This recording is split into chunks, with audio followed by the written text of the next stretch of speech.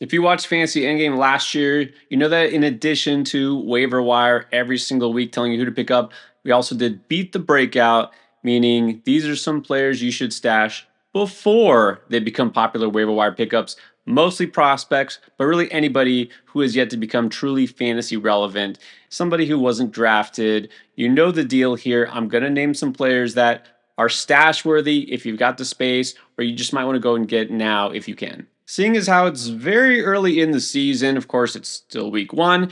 Not a lot of injuries, but we've got a couple. Let's start in Baltimore, a team that has plenty of prospects still. And now they got an injury to deal with Colton Cowser. Outfielder is going to be out for about 6 to 8 weeks minimum because of a fractured thumb. So that might finally open regular playing time to a guy that's already on the roster, Heston Kjerstad. Now, he's not officially a prospect anymore because he's technically been on the roster long enough, but he might as well be considered one because he doesn't have that much experience and he is definitely not broken out yet. He's logged a total of 152 plate appearances in Baltimore. And with that, hitting 242, but that 29.8% strikeout rate is why he hasn't become an everyday player like Cowser was becoming. But then there's that logic that if he had a chance to actually play regularly, he might actually get enough experience, get in a groove where he could perform better. And now we might see that because, again, with Cowser gone, yeah, they did call up Dylan Carlson. Remember, they got from St. Louis. He was in the minors, and now he's on the roster. But Kjerstad was already there. You've got to think. I've got to hope that they're going to finally give Kjerstad a shot, at least against right-handed pitchers. It's actually funny to say that, too, because, sure, a power-hitting lefty you think might struggle against lefties, but we don't know because they haven't even given him a chance. He only has 16 at-bats against lefties, and actually in those 16 at-bats at the major league level, he's hitting 345. Small sample size, sure, but come on.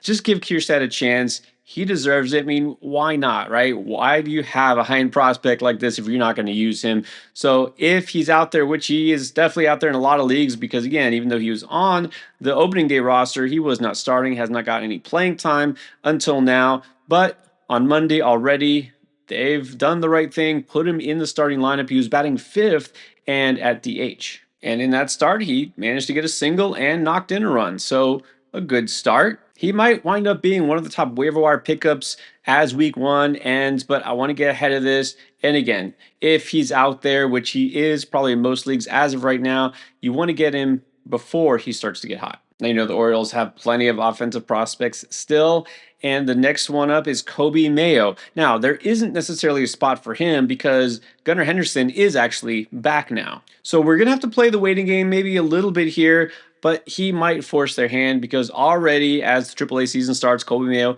has gone deep. Now, that's nothing new. He had 25 home runs last year. We know he can hit the ball hard. We know that he doesn't really have a lot left to prove at AAA. But again, the Orioles have plenty of players already in place. You know, Mayo is a third baseman by trade. They could stick him at first or DH, but what's going to give here?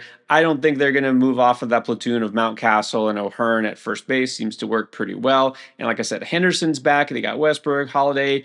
So we're going to need probably another injury or something else here, but I want you to keep an eye on Mayo now. Now, the O's probably think he does need a little bit more seasoning because he did have a cup of coffee late last year. It wasn't a very tasty one. He hit 098 in 41 at-bats with no extra base hits. And that also came with 22 strikeouts and just 4 walks. Okay, so I don't expect Mayo to be called up real soon, but again, injuries happen all the time. Do not be surprised if it's quicker than you expect. So this is more of a stash. If you've got an open NA spot, he's going to be one of my favorite targets that might be widely available even in leagues where you are allowed to stash players. Now, if you were allowed to stash from the outset after your draft, you should have probably picked Roman Anthony as your top stash. I did that in several leagues.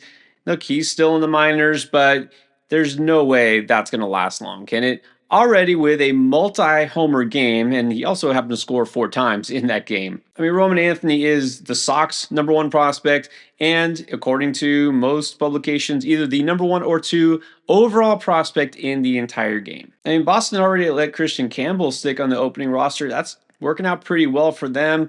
it cannot be much longer for Roman Anthony. He is already rostered in a lot of leagues. In fact, 28% ownership across Yahoo. So when a lot of you are stashing him or someone in your league is. But look, if he gets dropped because somebody gets impatient or if he's still there, get him now. I honestly say that he's the type of prospect that even if you don't have an NA spot where you can put a minor leaguer, maybe just leave an open bench spot for him. I don't think it's be much longer that he's down in the minors. And it's definitely too early to make any major changes based on early struggles. Yeah, that includes Rafael Devers, who I covered in the Panic video. But look, Ceddanne Rafaela, he's having just as well, okay, almost as bad of a struggle as Devers. I mean, he's got one hit in 15 at bats. His plate discipline has not improved, that's for sure. He is valuable defensively. I do think he'll eventually start to hit as well. So I'm not saying he's out of a job yet or anything, but you never know. We know when young guys struggle, they could make a switch. Boston is not going to be super patient here. And of course, everyone's just assuming Trevor Story will get hurt at some point.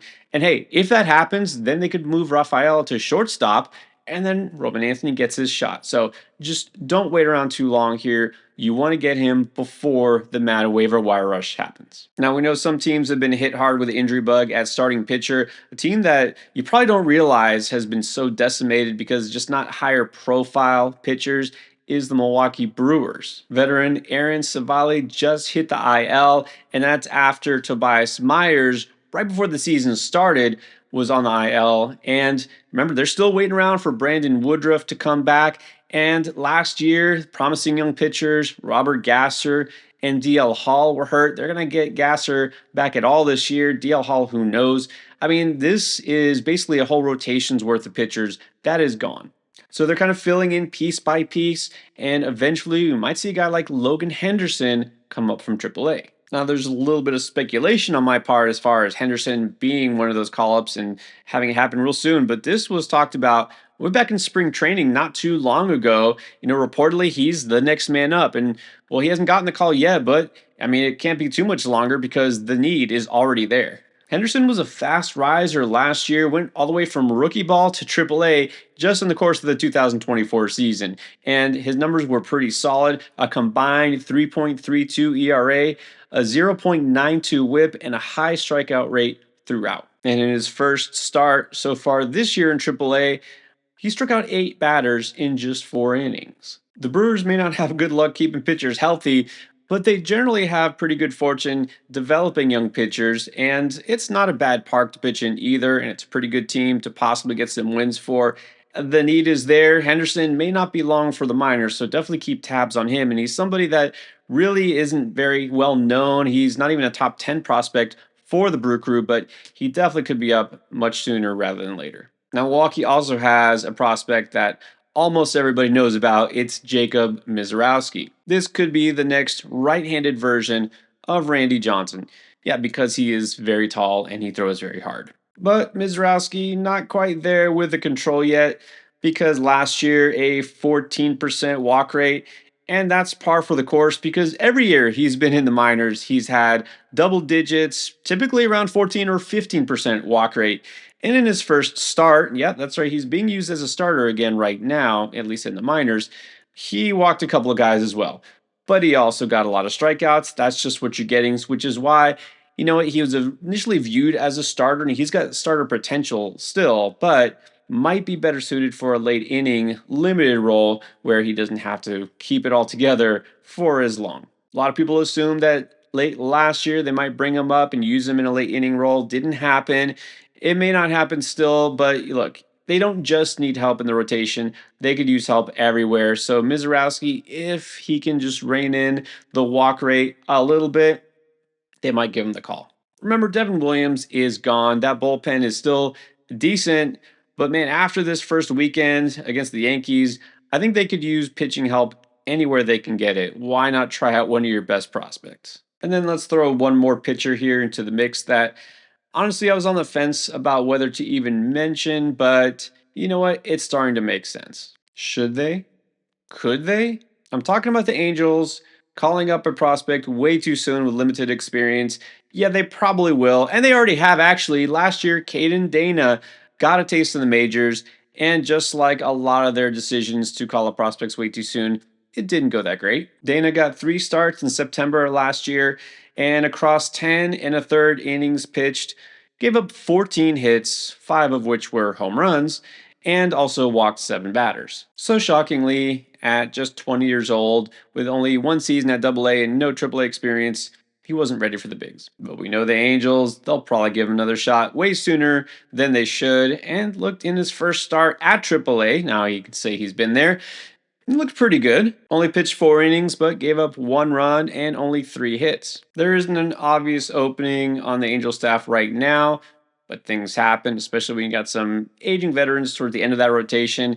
And look, realistically, he should be a mid-season, if not a September call-up again, but you know what? It'll probably be a lot earlier than that. I'm not going to go and add Dana just now, but I'm going to keep an eye on him because, again, he'll probably get the call before anybody expects it. All right, that's our first iteration of Beat the Breakout for the 2025 season. Keep it locked here. Check out all the videos got for you every week to help you win in fantasy.